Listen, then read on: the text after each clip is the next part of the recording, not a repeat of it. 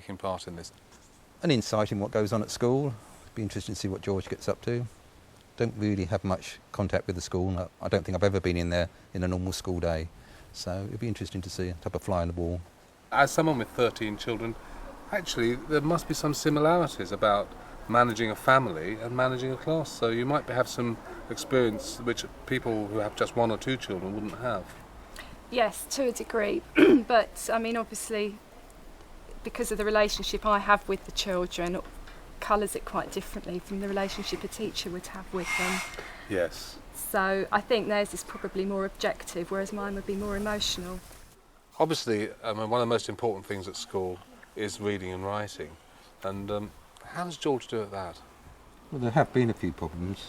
It was highlighted that he needed a bit of extra encouragement. But no, it wasn't something we were particularly worried about, but it's something we obviously were aware of.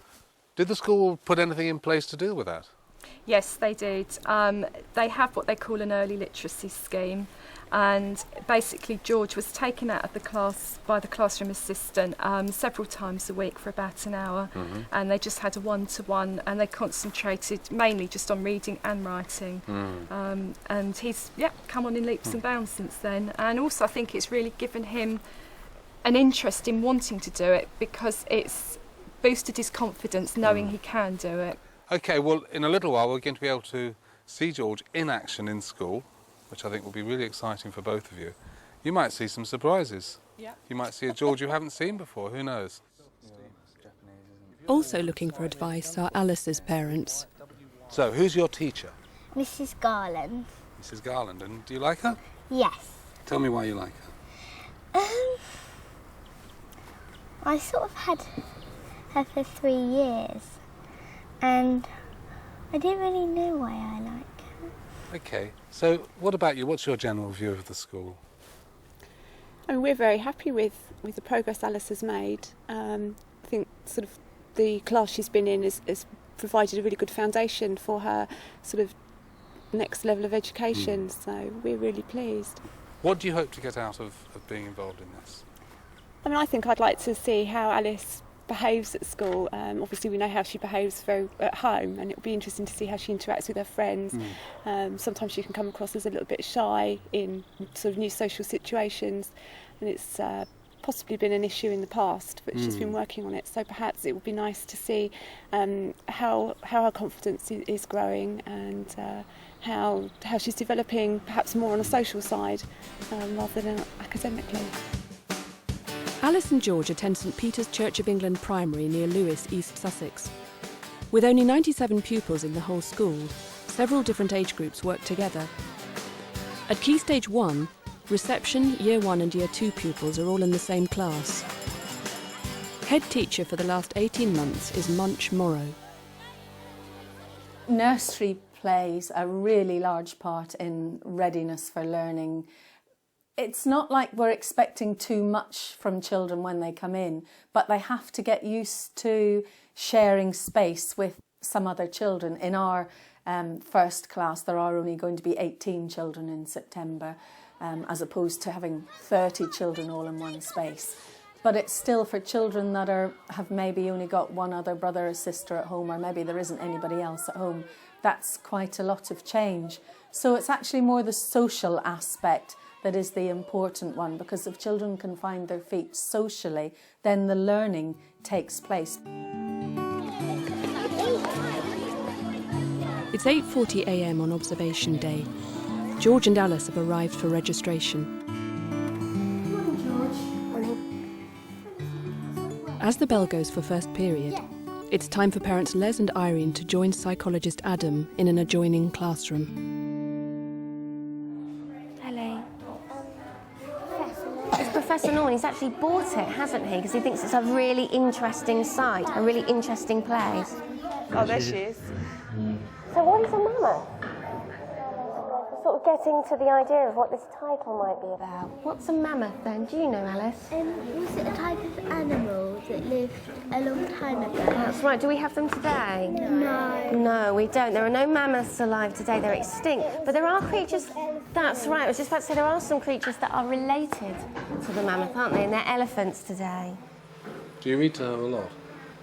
Yes, I mean we've read to her right from when she was sort of a baby. But she can read herself. And she loves reading. She's often found after bedtime sneaking books into bed. So. Surely. Yes, a readaholic. Well, that's no bad thing. Okay. I wonder whether I could ask Alice to start today. If you could read page 2 and 3 for me. I want to see if we can find out some more information about how this story begins. Chapter 1. It all began when Dad saw the advertisement in the paper. Children's It's difficult, isn't it? You did the first bit really well. Archie, and then we've got the next section. Lodge. Ickle. Dig.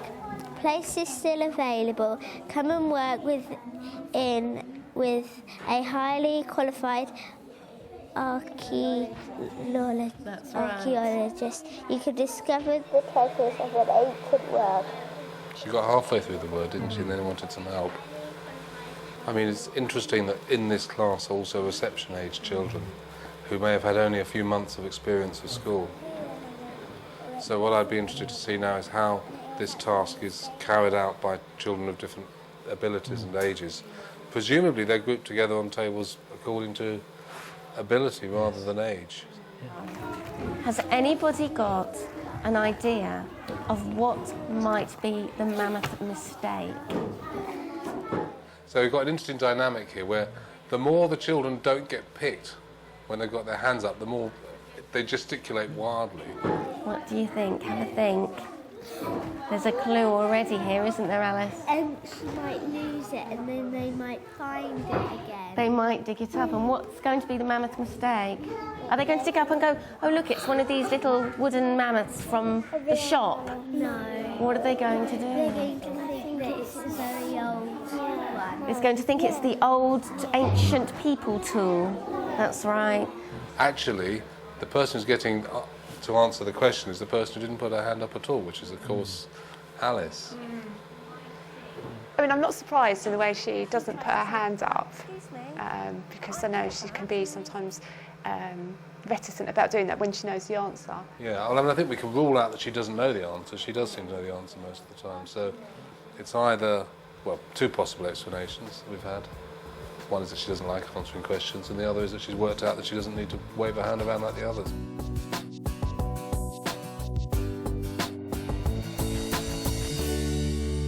Now, your drawings need to be quite big, and you don't need to do any background. I don't want to see the environment that the animal lives in. I'd have thought Alice would enjoy doing this. She loves doing art at home, so... Yeah.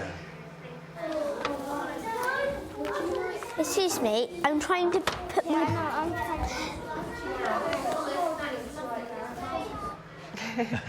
Oh, it's a bit of a tussle developing here. If we put the book there and move the palette... She's been quite determined there, isn't she? And it coils into the centre. That's it. Well done. Okay. I think it's a snail. It's a snail, yes, you're right. Now that is a fine motor task which many 7.5-year-olds couldn't perform. So, and that's, you know, when you have children with some dyspraxia, they would find that very, very difficult to do even at an older age. So you're doing all the lines going this way first, and then you're going to do the ridges afterwards. Yeah. That's going to look really good. So I think by tomorrow this will be dry and you'll be able to go on to the next part. It is, isn't it? It's got, you think it's just brown at first, but the harder you look, the more colours you can see. She's picking up all the observations from the drawing. Sort of, once she's started looking, or she's been pointed in the right direction, she's really sort of focusing on different aspects. It's because she gets the idea when the teacher's trying to explain something to her, which is very gratifying for the teacher. It makes the teacher feel that they're doing a very good job. What about these white bits? What's that on there? Is it like the sun sort of glinting? It's the light reflecting on it because it's a wet surface, isn't it? So how do you think you could paint that? I was going to say just leave little spaces. Yeah, you could do. To fill them in. Yep. Now Alice is drawing the most positive responses out of that teacher and that becomes a very beneficial relationship. So I mean, that's very gratifying for me to see. And if I was you, I'd be very.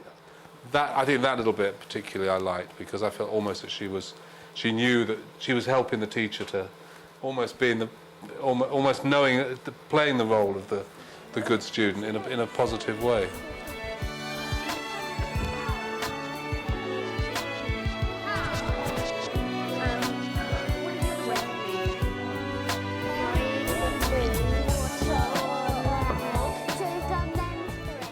Here we are in science. What they got? Well, they've got these funny spots. What do we call those funny spots down there, Alice? They're the bullet points. I get the impression this is quite challenging for the children. They think it's a science task, but it's turning into a literacy task. And I like that. Of course, actually, these questions, how, what, and so on, are science questions as well. So they're questions for research. There's kind of something missing, isn't there? I think we need some other words in there. What other words could we put in to make it a better question? Oh, no, changed her mind. Does it have 3 parts to its body? Broader. Licia. These two know the answer to everything, but they don't seem to get picked every time, do they? Yeah. The teacher's picked up on it as well, isn't she? How? Alice. How many parts, if it was a dragonfly, how many parts does a dragonfly have to its body? Yes, how many different parts does a dragonfly have to its body? Do we know it's a dragonfly yet? No, we don't know, because we're trying to find out. So maybe we could just improve that a little bit by saying, how many parts to its body does it have? It's nice to see they're so enthusiastic. Yeah. Can me and Grace move? Can we swap places, Grace? Otherwise you're never going to be... I don't mind. Grace? I don't care. Can we swap places? Yeah,